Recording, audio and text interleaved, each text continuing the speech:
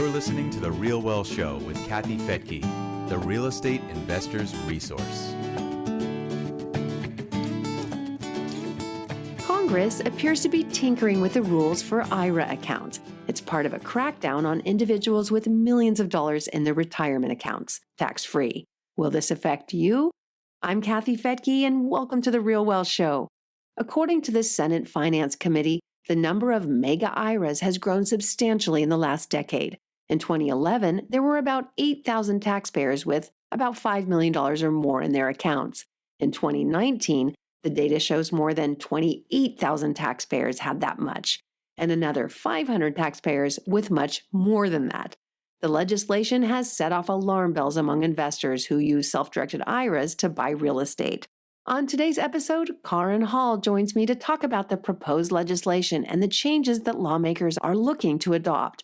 She's the founder and CEO of UDirect IRA Services, which provides self-directed account management.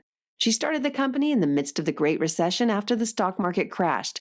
She's been helping people move their retirement funds into self-directed IRAs ever since, so they can diversify and invest their retirement in things like real estate, land, startups, and more.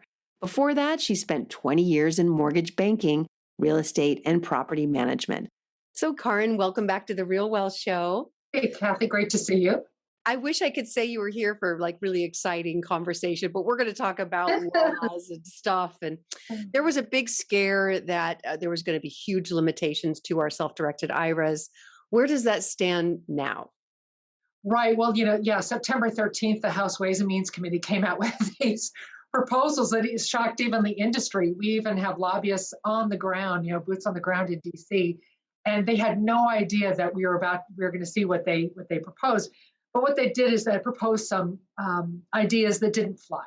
And so it was probably about a month after that, I think it was October 23rd, that they did rescind some of those provisions that would have really, really hampered IRAs in just an unfair way, in my opinion. So it was Section 138.312 that would have affected people who invest or have to prove that they're accredited in order to invest their IRA money. And also Section 138.314, that would have cut the knees off of people that have the checkbook IRA or IRA-owned LLC, as it's called. So those two provisions were removed also by the House Ways and Means Committee, or the House Rules Committee. So they knocked those things out of there. And then they're still mulling this around in the House, like what it's going to finally look like. Okay, so but it's looking a little bit more positive now, right? Some of those provisions have been dropped. Yes, I think that when you negotiate, you don't come off with your best offer to start, Okay, yeah, there you go. So I'm thinking I don't want people who have IRAs to be scared of this. I think it was more negotiation than anything, because those were just crazy things, and they're gone, and they were easy to omit. What they really wanted was to cap IRAs for these, whatever bigwigs that they think, the fat cats. But when it comes to it, in America, I did a little research here, and it's only 156 people in the entire country who have IRAs worth 25 million or more. So it's not just Joe Average that this is about. Joe Average, has $157,000 in their IRA. That's most people. So what they're looking to do, obviously, is tax the rich. That's what we hear. So what they've kept in this bill, part of the Build Back Better Act, right, is capping mega Roths, for example, and perhaps completely eliminating Roth conversions. Oh, wow. Okay. What kind of concerns should self-directed IRA investors have today, or should we just not worry too much about it until the final vote is in? I think we should wait till the final vote is in. Remember when we were kids and we watched Schoolhouse Rock, I'm just a bill on Capitol Hill. Of course. Remember that? Well, that's kind of what this is right now. It's just a bill on Capitol Hill. So it's going through the House and it's making its way. They'd like to have it wrapped up by Thanksgiving. I don't think that's going to happen. The congressional session ends on December 10th. They probably like to have it completed before Congress recesses for the holidays. I don't think that's going to happen either. So these are a couple of deadlines that Congress is looking at. But once the House decides what they're going to do and passes it, then it'll go to the Senate, and then whatever is left over will go for signature. I just think they're really going to hammer away at a lot of these provisions because we don't want savers to be damaged.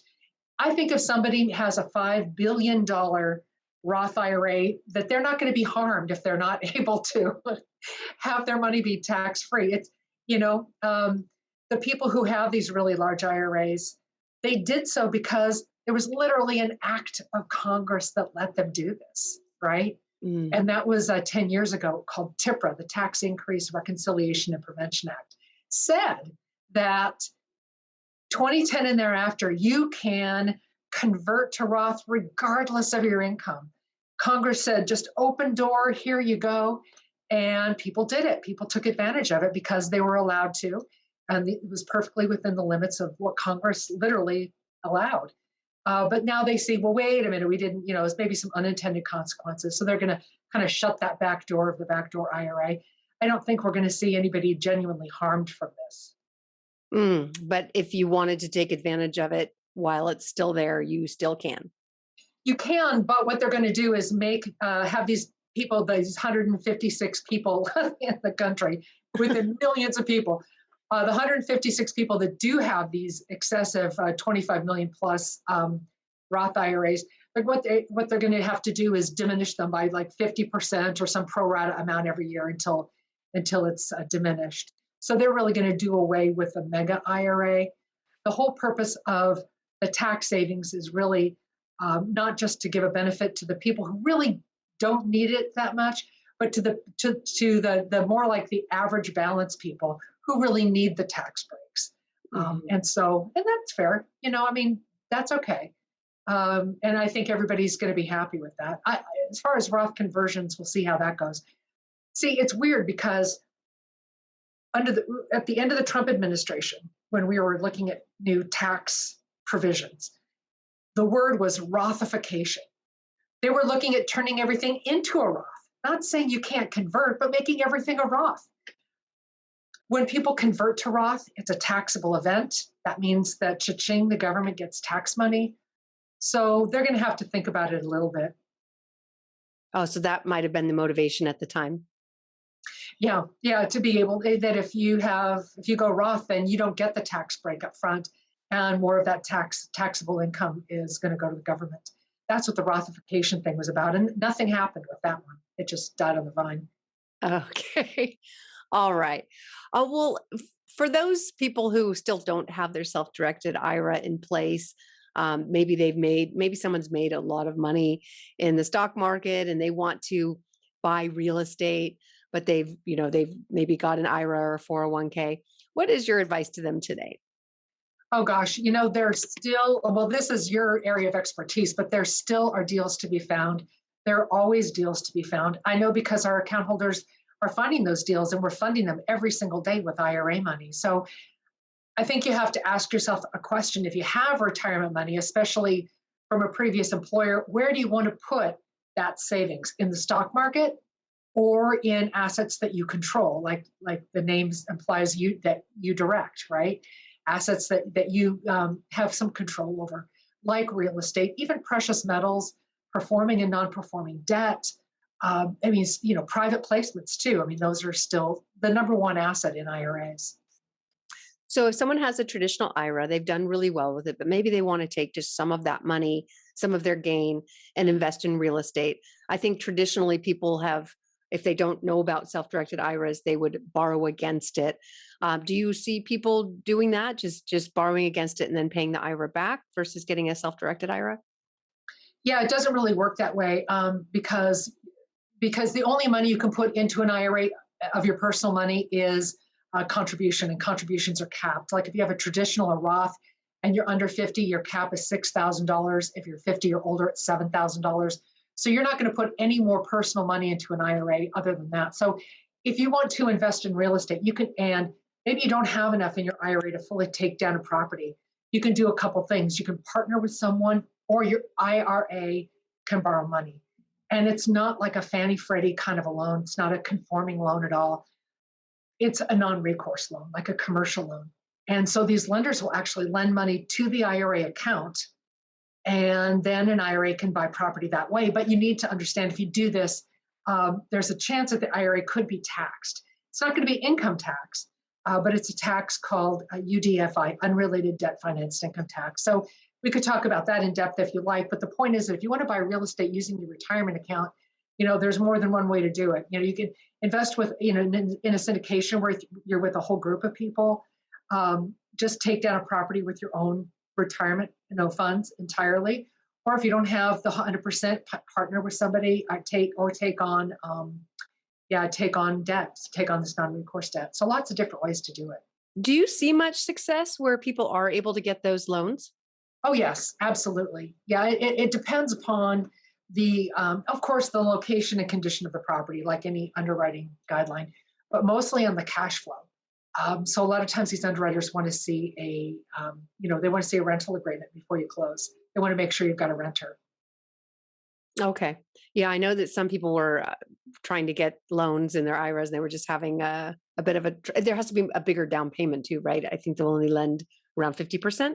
Around there, yeah, 40 to 50%. Now, I'll tell you, if any of your listeners would like a list, I do have a list of non-recourse lenders. It's not necessarily people that we are endorsing, or we certainly don't get paid by them, but as a convenience. And if somebody would like to email me, info@udirectira.com, I'll send them that list. Oh, awesome. Thank you. Sure. Okay. Well, what are some success stories you can share of your clients without saying their names?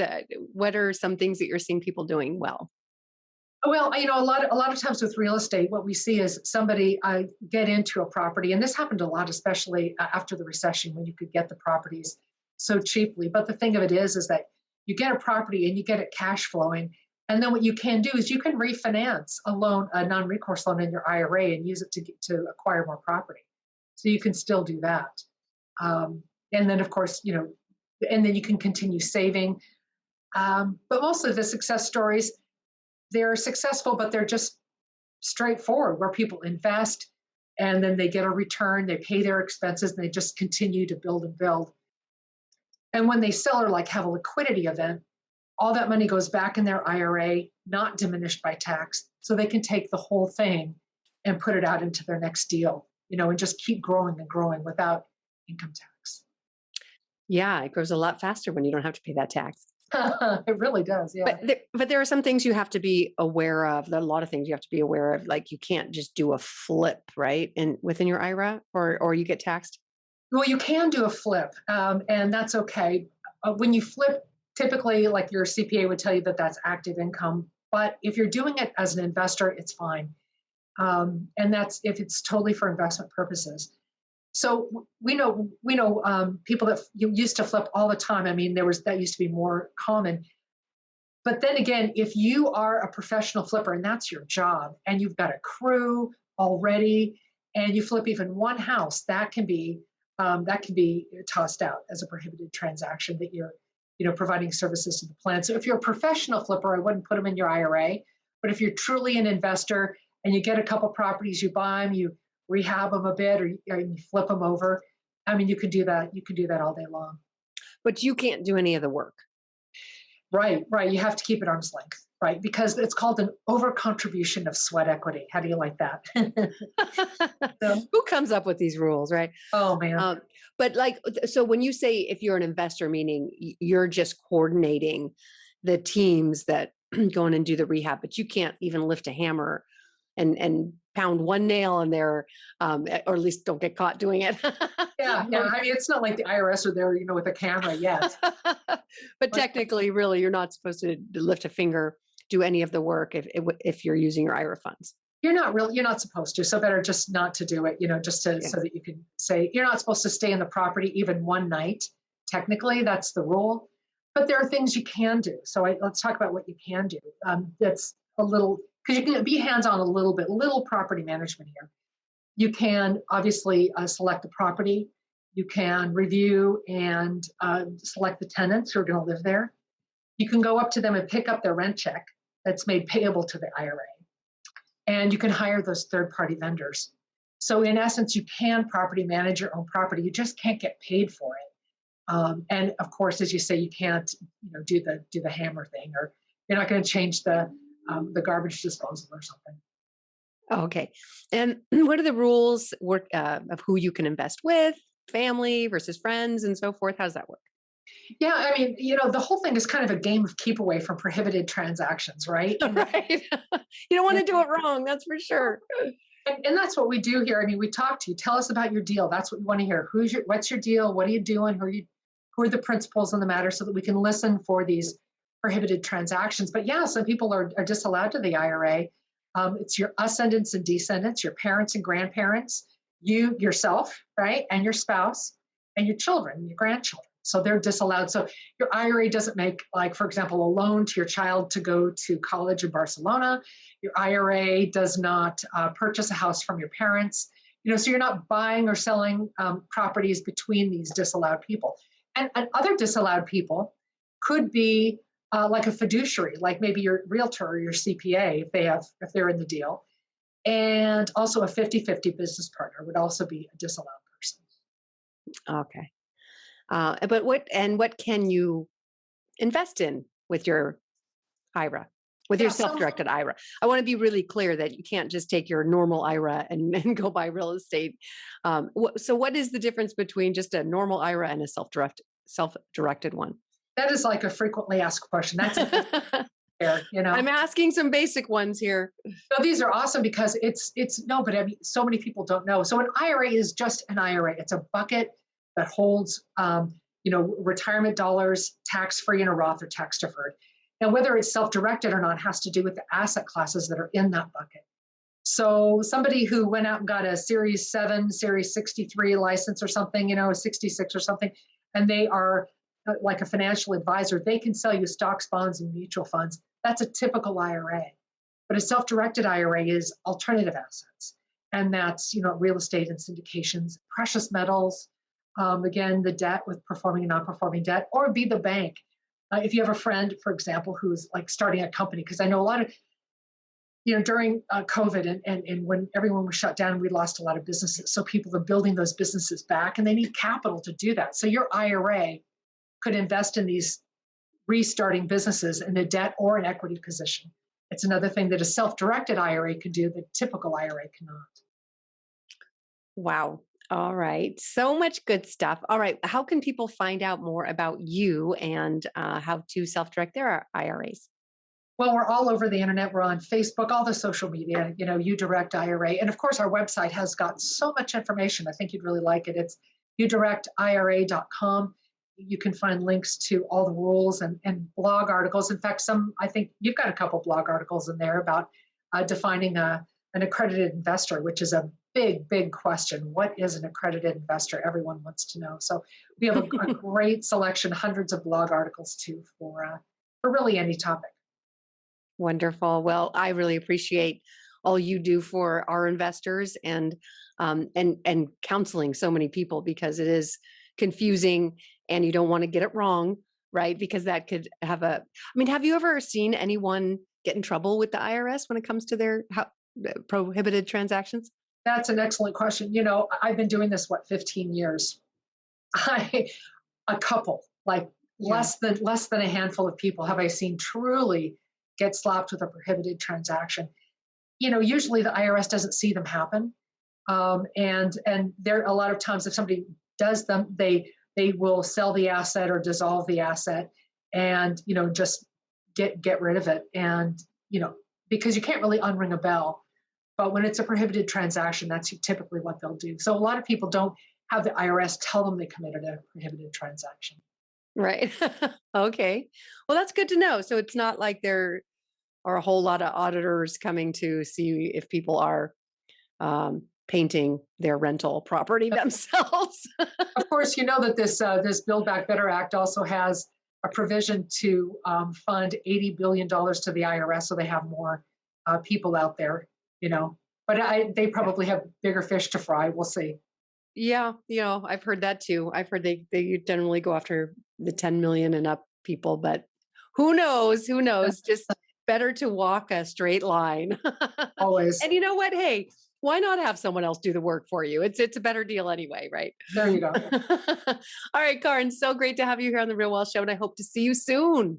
Lovely. Thank you so much.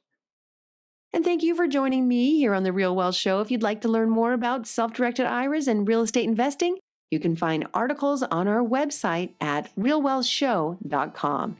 It's free to join, and when you're there, you'll get access to our investor portal where you can view sample properties and connect with our network of resources, including experienced investment counselors, property teams nationwide who will help you find rental property and offer ongoing property management. And you'll get access to lenders, 1031 exchange facilitators, attorneys, CPAs, and other experts who specialize in real estate and are highly recommended by our over 60,000 members. Again, you can join at realwealthshow.com.